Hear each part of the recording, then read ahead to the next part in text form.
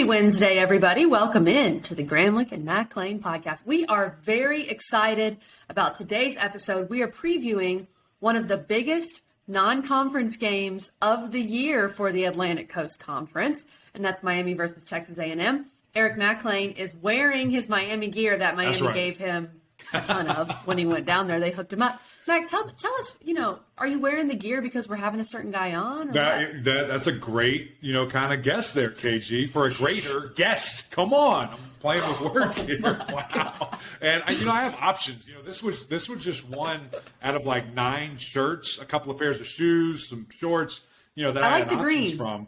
Yeah, it brings out my eyes, it makes them look so pretty. So smart. Pretty. But let's get into it. Let's get into this guest because this guy, man, he doesn't need an introduction, but we're going to give him one anyway. He goes by 3 letters, TVD, and is the absolute GOAT. Finished last year on just a tear. He is the Hurricane signal caller, Tyler Van Dyke, the reigning ACC Rookie of the Year and Offensive Rookie of the Year. He ended the 21 season, as I mentioned, 6 straight games, guys, 300-plus yards, 3+ touchdowns, just lit the ACC on fire. It was crazy to watch. He became the first Power 5 quarterback to do such a streak since guess who?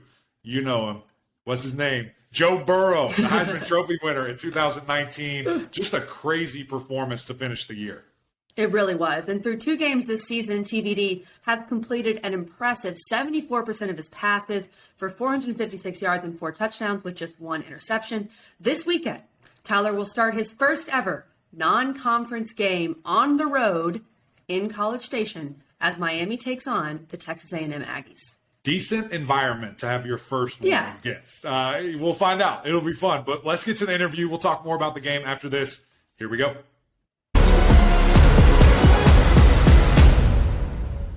Tyler Van Dyke, fresh off of Green Tree. My man, welcome back to the podcast. Thank you for joining us today.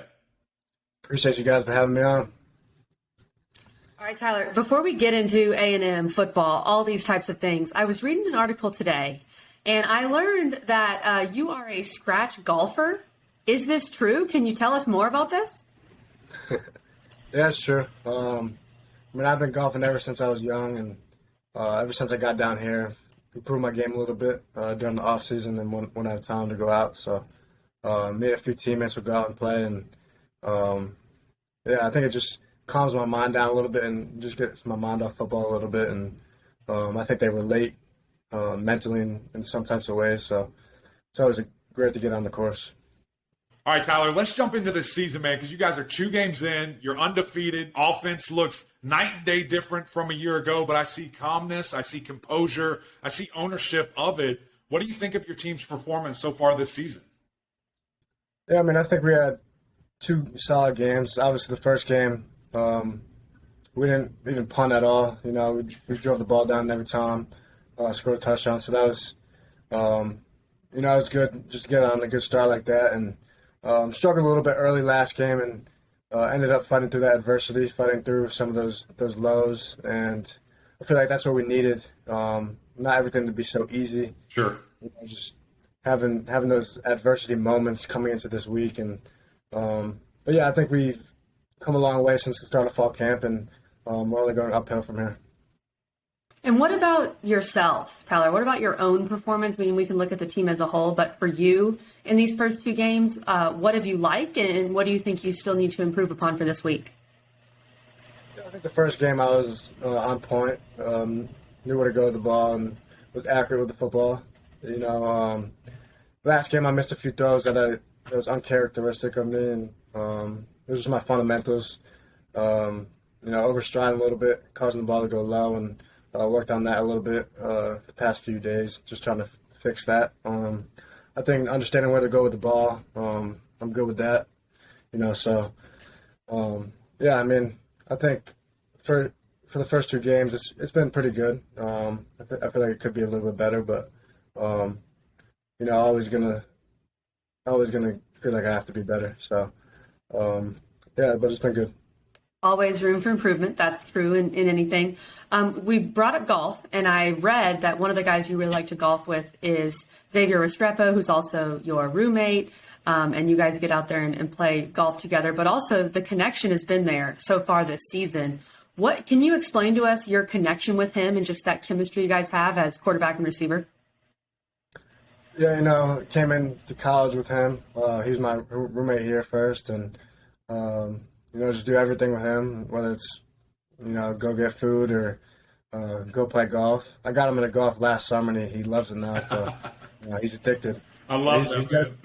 He's getting pretty good. He's honestly pretty good now. So giving me a little bit of competition, but we've had a good connection throughout my years here, and he's just a playmaker. He's savvy, understands the game of football, understands what the defense is trying to do.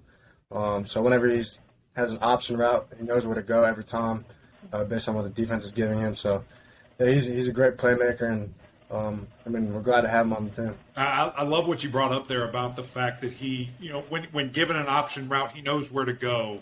And a lot of trust has to be built there, right? Because you're kind of, guessing that he sees what you see and this is what he's going to do. When you anticipate and make throws like that, is that just a thing that's built in practice, after hours, watching film together? Like, where does that type of bond come, with a wide receiver that does run option routes quite frequently?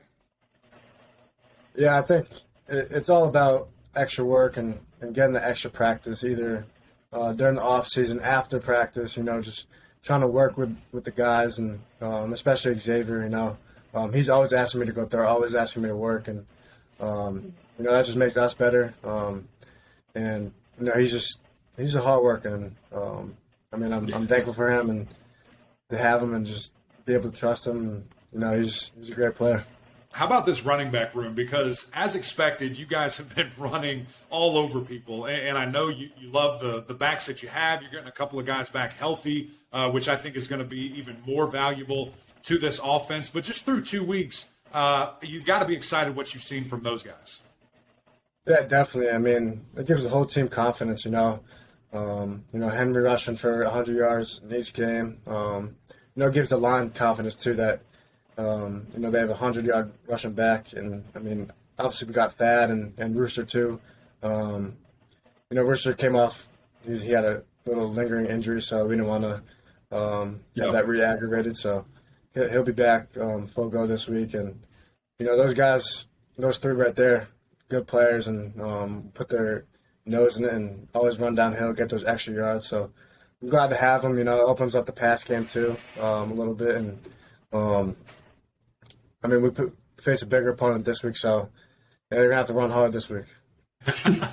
Yeah, they will. They will. Well, we've obviously talked a lot of offense, but we do want to give some love to your defense, who has played well. I know, as you said, it's kind of a bigger opponent this week, but the defense has showed up. I think they've looked a little more fundamentally sound, less missed tackles, all that. Has this defense done what you thought they would when you saw them throughout fall camp? Yeah, definitely. In spring, we were killing defense up and down the field, and we were going into fall we're going to be doing the same thing to them, but it wasn't like that at all. They were giving us troubles all fall camp, and the improvement from spring to fall has been insane to see. Some of those guys, guys like DJ Ivy, obviously Tyler Stevenson, but just they're locking guys down, and also the D line too. Dale Jackson, Jake Lichtenstein, Leonard Taylor. I could go on and on about those guys. Always in the backfield, always making plays, and hopefully that continues, because that's obviously going to help out the offense, get momentum too. So, yeah, they've been really good this season so far. It's looked like a totally different defense. And I think that's important, because number one, it shows that coaching truly matters and having the right mindset, but also shows that, y'all's team was bought in and these guys listened and take coaching and take criticism and, want to be better. Because at the end of the day, as you said for your opening statement there, talking about your own performance, we always can do better as athletes. So it's really cool to really hear that. At the beginning of this season, really even probably still now, there was so much attention on Coach Cristobal coming home and the Mario effect, the Coach Cristobal effect, if you will, on Miami and the changes that we heard about and that we thought we would see. Just from your perspective, man, how different is this staff? What have you loved about it? And just, them coming in, it seems like a totally different mindset, for Miami football. Yeah, definitely. it's intense. They expect everyone to be physical, mentally tough, and that's what we have to be, and to win games. Obviously last year being 7-5, I think there was a little bit of just everything wasn't too sound. People not doing the right thing off the field, which reflected on the field, and I feel like we really cleaned that stuff up, and it means a lot how you go about your day and what you do off the field too. So we clean that up, and this staff expects more of us. I feel like we just have to be, just more mentally prepared for everything coming our way. Right. Just mentally, knowing what we got. Yeah. They expect a lot from us, so which is a good thing. Obviously, we can never be perfect, but we're striving for it, and that's just how they coach. I think one thing that's interesting, obviously we're not there day to day, right? We don't see practice. We're not in meetings with you guys. So we only get to see, very small glimpses of the intensity of Coach Cristobal. And I think that there's nothing that, defines it better than, I believe it was the first game when I think it was Tyreek maybe, comes up with a big interception. He spikes the ball or throws the ball, gets a penalty.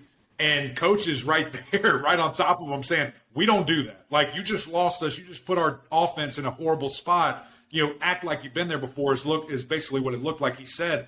And I think that's the type of moment, man, where it sets the tempo for everybody. We expect to make those plays. We expect to be, this level of play. And just the way that probably resonated with the entire team, I'm sure was instrumental. Yeah, no doubt. He came up to me after the game, Coach Cristobal. He said, if we clean up these penalties and clean up the celebrations, we're going to be a damn good team. And I believe that. And, it was Cam Kitchens who did that. And, Cam's a great kid. And Cam, that's right. And I didn't originally see that Coach Cristobal got on them until I watched a replay of it. And I was like, wow, I didn't expect that. But at the same time, I did. But, it's right. Definitely different than it was last year in terms of just that we expect to do these things and not celebrate after we have an interception and have a touchdown, because we have to go do it again over and over and over throughout the whole season. Mm. And how does your new OC, Josh Gattis, and your new QB coach, Coach Ponce, how do they reflect what Coach Cristobal is trying to institute there? What have you seen from them, and how has it been different for you with a new staff offensively? Yeah, they coach us hard, really hard. They expect the world of me and the other quarterbacks, and that's what the expectation has to be. Playing quarterback at Miami, you gotta be a good one. Just understanding where to go with the ball, making the right reads, making accurate throws. So, they expect it to be perfect, which is it's a good thing, but obviously we're not gonna be perfect. But they coach us hard, and someone like me, I get down on myself a little bit, and just having that and having them be like, oh, you're going to get the next one, you're going to get the next one. It's always good to hear that and just move on to the next play. Yeah, I bet a player like you, man, I know that you like to be coached hard. I know that you don't want, all the fluff. Just tell me what went wrong, what went well, and let's go. Let's keep moving. Yeah. So I'm sure that you appreciate this style. Let's wrap up a little bit here, talk a little bit of Texas A&M. I'm sure you have, fully dove into that tape, see what they do defensively. What impresses you about what you see, and maybe some things that you guys just have to be aware of, going into this game on Saturday night? They have a good defense. All the talk about them and with the media and them losing this week, and they're a good football team. So we're expecting a good challenge. They cover well. They got big guys inside, good linebackers. So they have a good defense, and we're going to prepare well for it. We have a good game plan for it, and they're going to give us a good challenge, but we're going to give it all we got. I've been to a game at Kyle Field. I've never played in a game at Kyle Field, but I've experienced it. It can get loud. That's a big stadium. What are you guys doing to prepare for that environment this week? Yeah, it is. Last year we played Florida State, that was kind of the loudest game I played in. I don't think it's going to compare to this week, but with the 110,000 people. But yeah, in practice, Right. we have a cart going around because we're outside, so we can't really get the speakers going, get them loud enough for us to hear it. So we have a cart with speakers on it right up against our the offense, and it's pretty loud. So yeah, it's definitely helping us, the line here and the cadence, and it definitely will prepare as well. Tyler, we know that Miami is one of the biggest brands in the sport. Going to Texas A&M, playing national TV, prime time, all these types of things, we know the most important thing here is to get the win. But what would it do for this program to go there, get the win, make a statement? What do you think that would mean to Miami and to the fans? Yeah, it would mean a lot, all this work we put in to be an SEC team like that. It would mean a lot, just the uphill progress we're making over the past few years. I don't think the progress started this year. I think it started 2 years ago, with the team we had and everyone giving all their effort, giving their hearts out to the program. It would just be a big step in the right direction for us. And, it would give us a lot of confidence going into the rest of the season. If we could beat them, we could beat anybody. So, yeah, we're really excited to play this team and to give us a great opportunity to showcase what we got.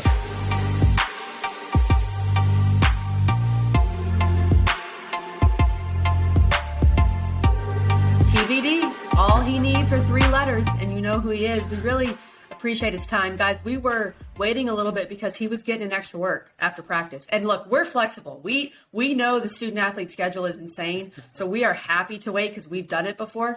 But he was getting in some extra work, and so that was really cool to see. And I also feel like we had him on during ACC kickoff. If you missed that, go watch it on our YouTube page.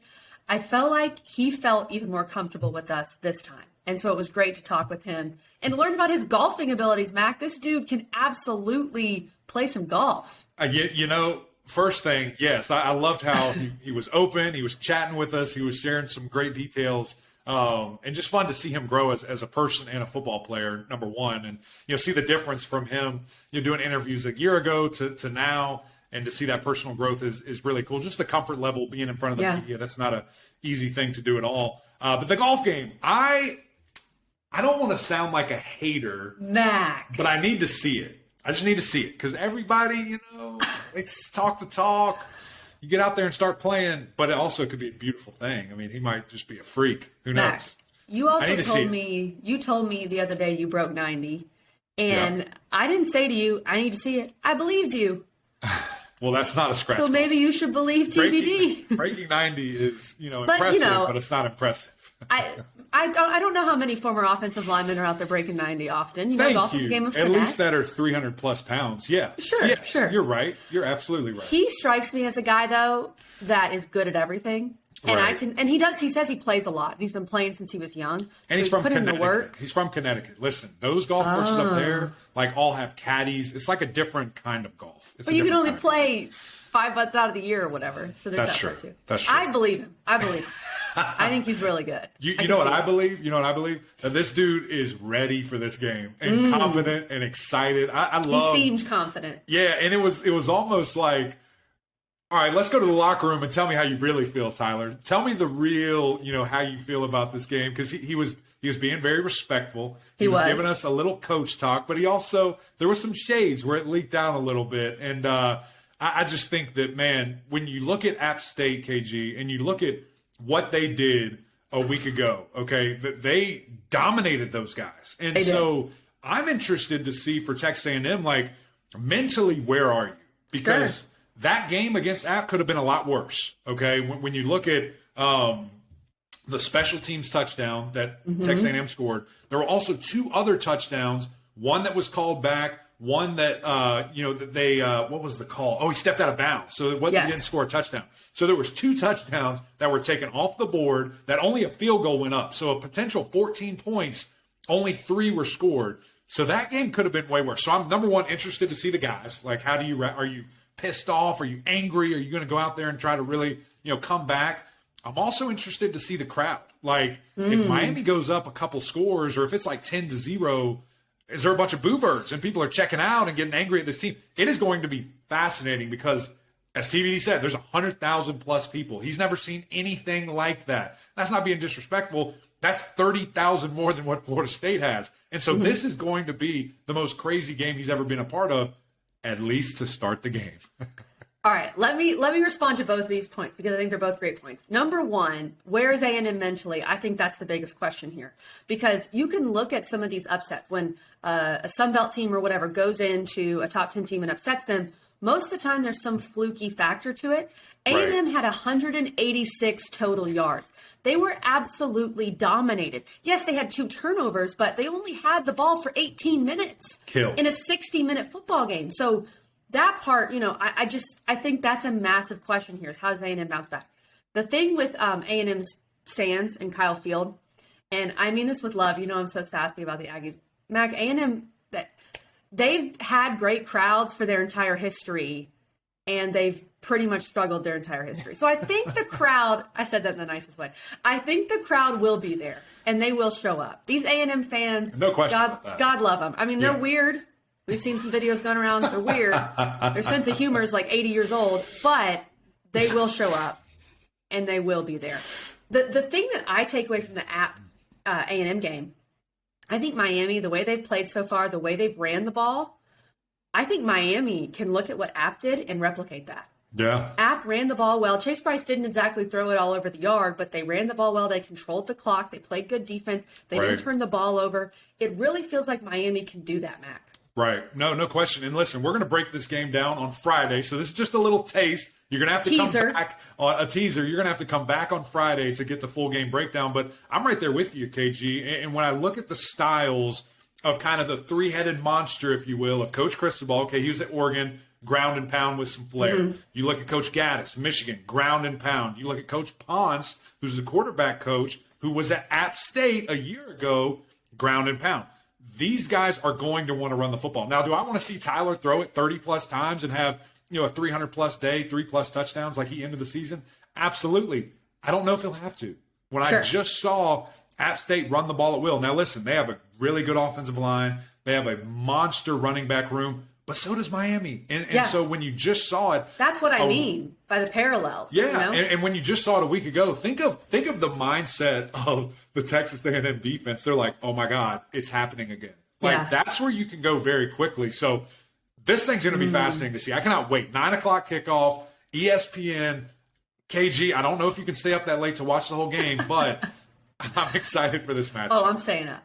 I will sacrifice my old lady tendencies to stay up for this game. Let's give, Mac, as you said, we will preview the whole thing on Friday, so make sure you tune in for the Big 3 breakdown, the weekend preview. We got you.